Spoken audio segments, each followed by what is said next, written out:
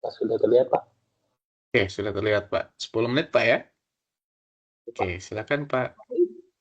Selamat malam. Assalamualaikum warahmatullahi wabarakatuh.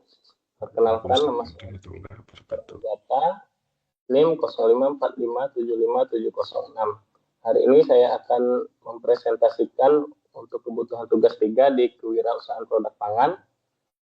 Pertama, nama usaha yang saya gunakan adalah The Kukus dengan produknya berupa makanan kukus. Yang pertama, mengapa saya membuat usaha The Kukus atau mengapa saya memilih usaha ini? Yang pertama itu dari gaya hidup sehat yang mulai digemari oleh masyarakat. Jadi masyarakat saat ini mulai mengemari hidup sehat. Dan juga yang kedua, makanan tradisional ini disukai hampir di semua kalangan usia. Kemudian makanan kukus ini praktis, makanan sehat yang praktis, terutama nanti menyasar ke ibu rumah tangga dan kelas-kelas pekerja dan mahasiswa yang menginginkan makanan yang cepat dan praktis. Kemudian yang terakhir itu karena lingkungan tempat saya tinggal ini dekat dengan mahasiswa dan pekerja. Untuk deskripsi produknya sendiri, saya menggunakan merek The Kukus. Produknya itu berupa makanan kukus yang berupa singkong ubi jalar, pisang, jagung, labu kuning, dan edamame. Yang kemudian dikemas menggunakan wadah mika. Harganya sendiri jika beli per pieces itu 2.000 dan juga saya menyediakan paket seharga 5.000 dengan isi 3 pieces. Itu nanti bebas pilih. Nah, ini untuk proses pembuatannya, untuk alat dan bahan ini sudah saya sampaikan di video pada tugas 2 sebelumnya. Namun secara ringkas saya jelaskan itu seperti tadi, ada singkong, ubi ungu, pisang, jagung, labu kuning, dan edamame. Alatnya itu sederhana saja, kompor gas, panci kukus, pisau untuk memotong, kemudian ada ember dan peniris untuk proses mencuci. Untuk diagram alir prosesnya sendiri sangat sederhana. Yang pertama, bahan itu dibersihkan dan dicuci. Kemudian bahan baku dipotong-potong sesuai ukuran yang diinginkan. Setelah itu dilakukan pengukusan. Nah, waktu pengukusannya ini beragam tergantung dari jenis buah-buahan. Itu biasanya yang paling cepat matang itu untuk pisang dan yang lainnya terutama ubi itu cukup lama. Kemudian setelah selesai proses pengukusan, barang dikemas sesuai dengan pesanan. Untuk target pasar yang saya sasar yaitu untuk usia dewasa dan lansia, karena pada usia ini pada umumnya menyukai makanan tradisional dan menyukai makanan-makanan yang tidak terlalu banyak proses pemasakan. Kemudian untuk kedua itu ada kelas mahasiswa dan pekerja, karena untuk pola hidup sehat ini sudah mulai digemari di usia-usia sekitar 20 tahun hingga usia-usia produktif begitu. Mereka menyukai makanan sehat dan menyukai makanan yang siap dimakan. Terus ketiga yaitu ibu rumah tangga. Ibu rumah tangga ini pasti biasanya ingin sarapan itu yang mudah dan sehat, terutama untuk anak-anaknya juga karena makanan ini juga disukai di kalangan anak-anak. Untuk strategi pemasaran itu penjualan langsung melalui outlet, namun saat ini belum bisa dilakukan karena belum mempersiapkan untuk outlet. Kemudian promosi word of mouth atau mulut ke mulut. Yang terakhir promosi media online. Nah, untuk proyeksi keuntungan usaha sendiri itu satu kali produksi untuk 1 kilo itu bisa didapatkan 25 box jika kita memesan paket isi 3. Jadi untuk biaya produksinya sendiri ada di sekitar 65.000. Nah, nanti ini menyesuaikan karena harga bahan-bahan ini biasanya fluktuatif tergantung keadaan pasar. Namun ini yang saya dapatkan ketika 1 kali produksi itu sekitar 65.000. Jadi jika harga per paket 5.000 isi 3 yang saya ramalkan, jadi didapatkan 25 box, didapatkan hasil penjualan sebesar 125.000, maka keuntungan itu sekitar 60.000 untuk satu batch produksi. Nah, ini nanti untuk batch produksi ini menyesuaikan. Jika pesanan makin banyak, maka batch produksinya akan dinaikkan. Nah, jadi harga biaya produksi ini juga akan naik dan juga tentunya keuntungan akan naik. Nah, untuk kekuatan dan tantangannya sendiri, di kekuatan ini karena branding makanan sehat yang sedang tren dan disukai masyarakat. Kemudian lingkungan sekitar yang strategis didominasi oleh kos yang berisi mahasiswa dan pekerja. Kemudian ini merupakan ide usaha baru yang masih sangat segar. Namun ada juga tantangan atau hambatan. Yang pertama itu walaupun ide ini baru juga sudah mulai bermunculan usaha sejenis. Namun ini belum di daerah saya. Saya melihat beberapa pesaing itu ada di daerah-daerah kecamatan atau kelurahan lain. Kemudian tantangan kedua itu masa simpan produk ini tidak lama, jadi diusahakan sekali buat produk ini habis. Karena produk ini pun jika dikukus ulang maka dia akan berubah, malah akan merusak. Kemudian tren yang biasanya cepat muncul dan cepat hilang, ini juga sering terjadi di masyarakat ya, seperti makanan-makanan tertentu yang ketika muncul mulai banyak dan tiba-tiba menghilang.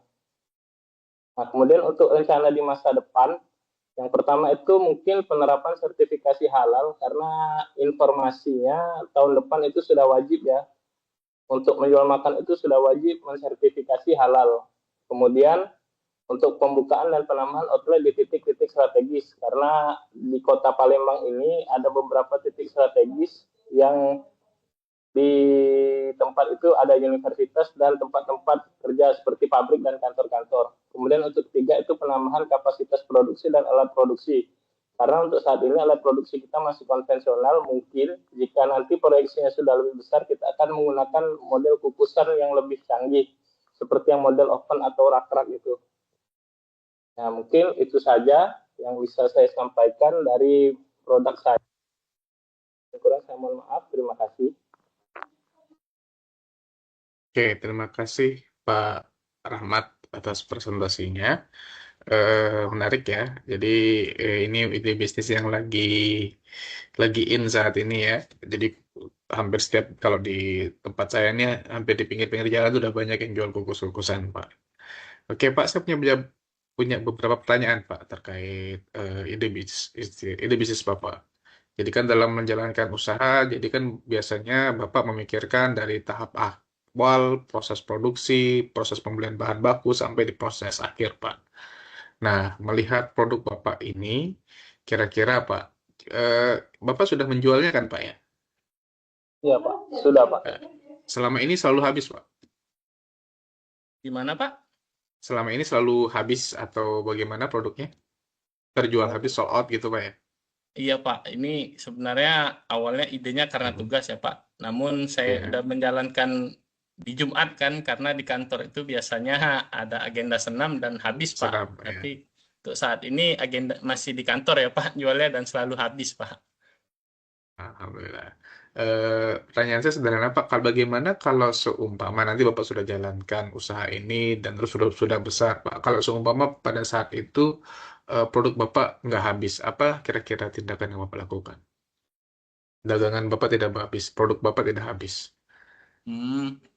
Ini ya Pak, ini kan produk ini kan sebenarnya tidak semuanya tidak bisa dikonsumsi kembali kan Pak jika sudah rusak. Mhm. Nah seperti kayak ubi, jagung itu dia bisa Pak untuk disimpan terlebih dahulu di dalam kulkas Mhm. untuk kemudian dilakukan proses pengukusan lagi sebentar. Namun mungkin untuk beberapa item seperti pisang, labu kuning itu memang dia Pak kalau sudah selesai Mhm. dikukus dia nggak bisa dikukus lagi Pak karena dia bakal hancur. Nah mungkin di bagian-bagian itu akan kita bagikan atau mungkin di akhir-akhir penjualan mungkin akan cepat kita habiskan dengan memberikan bonus-bonus karena melihat proyeksi keuntungan tadi Hmm. sebenarnya sudah cukup besar Pak. Jadi jika memang merasa tidak bakal habis, nextnya Mhm. ketika udah mau tutup gitu merasa nggak bakal habis mungkin akan kami bagi-bagikan bonus-bonus itu dilebih-lebihkan pesanannya Pak. Oh gitu, jadi dibikin promo di situ mungkin Pak ya? Iya betul Pak. Oke, dibikin promo atau bikin bundling lagi setelah ya Pak ya kayak kayak di mall-mall kalau sudah mau jam tutup kan diskon-diskonan ya Pak ya produk-produk Hmm, segarnya. iya Oke. betul. Marginnya tadi berapa Pak ya? Itu marginnya hampir 50% Pak. 60.000 dari modal 125.000. Dari Oke. modal 65.000, keuntungannya 125.000. Berarti 60.000 Pak. Hampir 50%. Oke. Terus yang tadi Bapak jelaskan bahwa belum ada persaingan di sekitar Bapak ya? Belum belum banyak saingan kompetitor Bapak ya? Betul Pak. Oke. Kalau dari segi faktor lingkungannya Pak, produk ini bagaimana Pak? Lingkungan yang bagaimana nih Efeknya? Pak? Faktor lingkungan kira-kira nanti apakah ini akan bermanfaat nanti apakah nanti ketika Bapak mengembangkan bisnis ini dari faktor lingkungan ini memang sangat beragam Pak ya apakah nanti Bapak bisa membantu orang-orang sekitar misalnya atau nanti Bapak menggunakan kemasan-kemasan yang ramah lingkungan kah Mungkin atau untuk, bagaimana Pak? iya Pak, baik. Saya coba jawab Pak. Mungkin untuk faktor lingkungan ya, untuk membantu orang-orang pasti Pak, karena ini akan masuk membuka lapangan pekerjaan. Apalagi nanti jika sudah outlet-outlet dibuka, itu kan tidak mungkin saya mengerjakan sendiri Pak. Nah, namun untuk kemasan, untuk saat ini kemasan Mika ini saya pilih karena itu yang sesuai Pak dengan harga Pak. Makanan ini kan, kemasan ini kan sebenarnya termasuk beban kan Pak dalam ini kan. Jika kemasannya terlampau bagus juga sudah tidak cocok. Namun mungkin nanti akan dikembangkan Pak, kemasan-kemasan akan saya pikirkan untuk kemasan baru dan menjual dengan paket yang lebih besar mungkin. Jika paket itu lebih besar, saya akan bisa memakai kemasan-kemasan yang istilahnya sekarang nih ini recycle gitu, yang bisa di-recycle gitu Pak. Oke. Mm. Oke, terima kasih Pak Rahmat. Cukup dari saya, Pak. Ya, Pak. Baik Pak, terima kasih atas waktunya Pak. Terima kasih Pak Rahmat.